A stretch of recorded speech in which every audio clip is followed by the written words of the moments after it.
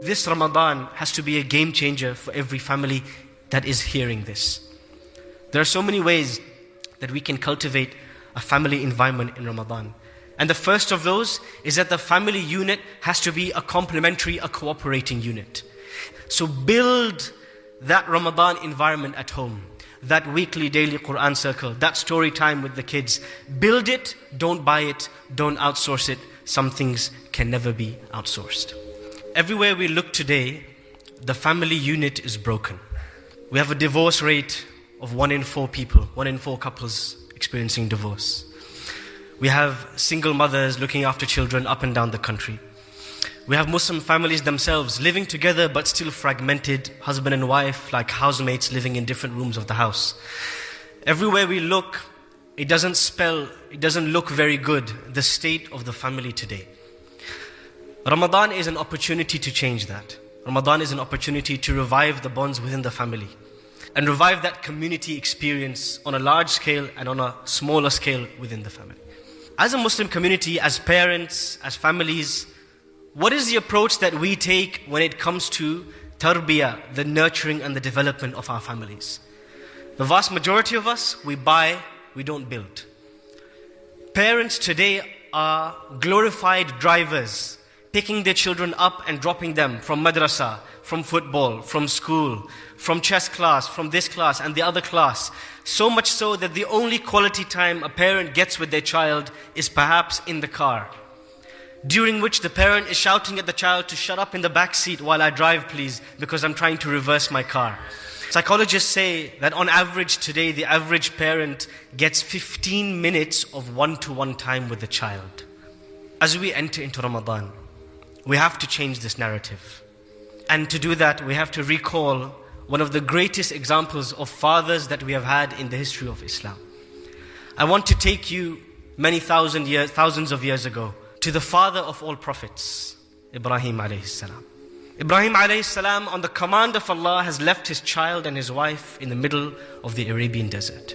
And after many years, he returns to this desert with another instruction to finally build the house of God himself, to build the Kaaba. Now he has 2 options. He can hire a bunch of contractors, pay them a daily wage, and somebody else can build the house for him. Or he can build it himself with his own hands. He looks at his son Ismail, small lad, small grubby hands. How much is he going to be able to contribute to the building of this massive house that's going to be the Kaaba, the house of Allah for centuries to come?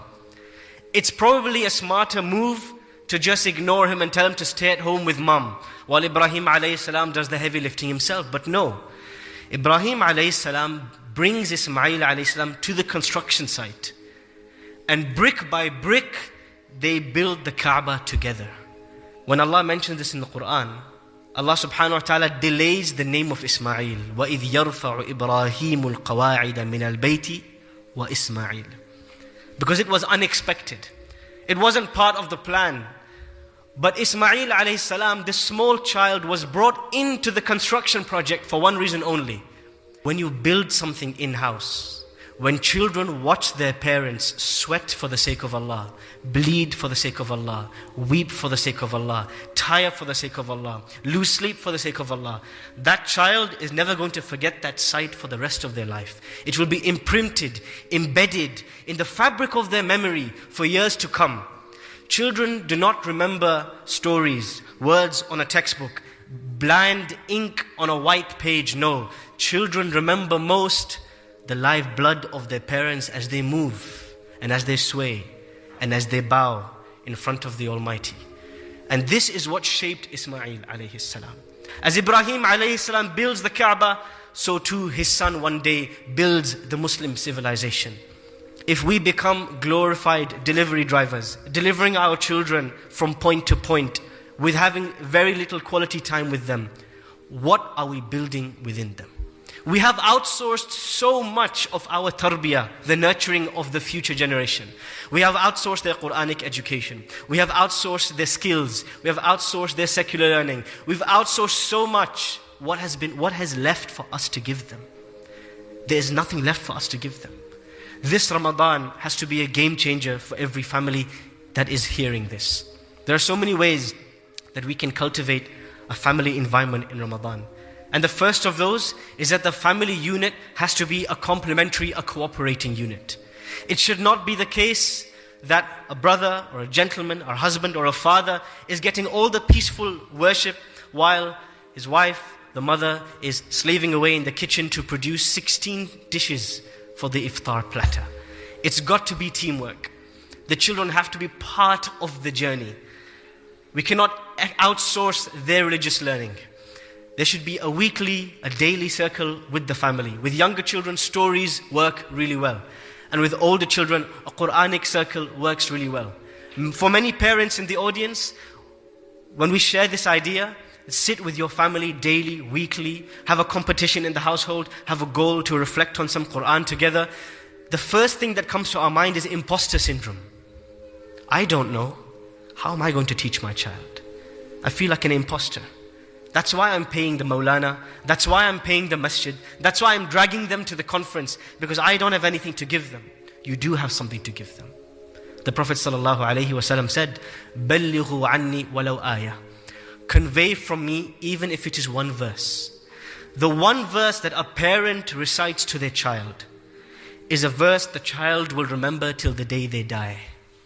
The one verse a child hears at the conference will be forgotten 30 minutes from now. You are much more powerful, much more impactful, much more effective than your children. So build that Ramadan environment at home, that weekly, daily Quran circle, that story time with the kids. Build it, don't buy it, don't outsource it. Some things can never be outsourced. When many of us think of Ramadan, we think of feasting. There are particular dishes in every culture that we never see in the year except in the month of Ramadan. Ramadan unique, exclusive. The pakore, the samosa, the kanji, whatever you want to call it. Special soups, special fried dishes that only turn up in Ramadan. Yes, it's understandable. We're hungry, so we want to have more textures, more flavors. But when we think about the damage this culture does, and this is where culture, human culture, can really do a damage to the purpose of the month of Ramadan. The purpose of the month is for us to go hungry. And instead, the month is turned into a feasting ritual. The feast is supposed to be happening on Eid, not at iftar time. And to understand the impact of this culture, the impact is mostly, the brunt is mostly borne and felt by the ladies, by the mothers, by the wives, who have to slave over the stove for 6, 8, 10, 4, 3 hours a day to cook a variety of dishes. This Ramadan, I'm going to challenge you. It's called the one dish challenge. On the table, there should just be one dish. One dish every day. No more, no condiments, no sauces, no special soups, no fried fritters. Try it for a month. Why? When you strip away all of the extra stuff from Ramadan, Ramadan becomes about the core bit, the fast. It becomes about the hunger. It becomes about the God consciousness. Food is just a means. It's a break, but we have to rush off to prayer. And if we fill our bellies, what example are we setting for the kids? What example are we setting for the ladies? What example are we setting for the men? Where we have created around Ramadan a foodie culture. That foodie culture has to go, brothers and sisters.